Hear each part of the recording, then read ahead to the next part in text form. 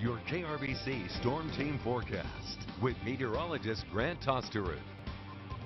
A beautiful start to your day out there this morning. Not a cloud in the sky to get you out the door, and also on a warm start too. 75 here in Abilene. This after a very hot day yesterday, and for the 11th time this year we broke that century mark here in Abilene, making it to 100 degrees for our afternoon high yesterday afternoon. Like I said, the 11th time this year. On average, we see about 16 days of 100-degree weather, and we're already making our way towards that average mark. It's hard to say still how many more 100s could be in store, but what is for sure is our weather going to continue to stay very hot, still staying in the upper 90s today, maybe taking just a small dip for your Friday as we wrap up this week, but still going to be in the mid and upper 90s tomorrow.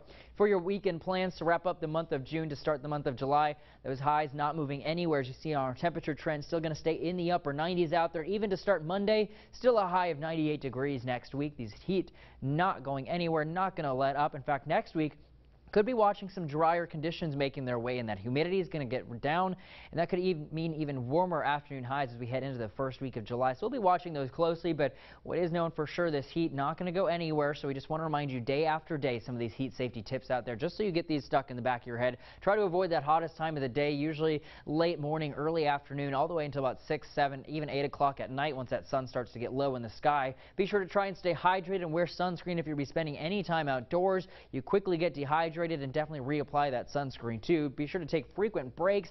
Better yet, find somewhere with air conditioning to take some break from that heat, or find a shade or anything. Also, don't forget about those pets. You want to bring them inside. They get hot, they get dehydrated just like we do. And one of the more important things we always want to remind you is never leave those pets or the kids in the car when you go out and run errands. Always check that back seat. Already this year in the state of Texas, we've seen 2 kid deaths because of that heat. So let's try to prevent any further ones as we enter now getting into even the hottest time of the year, into July and August. But this weekend, if you'll notice, you'll take a look at the sky. They're going to start to look a little bit hazy, and this is all thanks to some Saharan dust that's going to make its way in. It's been moving across the Atlantic Ocean all week long. It's going to continue to push into the Gulf of Mexico today and all the way up into Texas as we head into the weekend. So your Friday morning or Friday night, Saturday morning, your sunrises, sunsets, they might be a little bit on the hazy side, and this is the reason why. So expect to see some pretty spectacular sunrises and sunsets as we head through the next few days. This morning, though, we're starting out in the 70s and 80s out there. I think we're all going to stay sunny. I don't think we can expect any cloud cover out there all day long.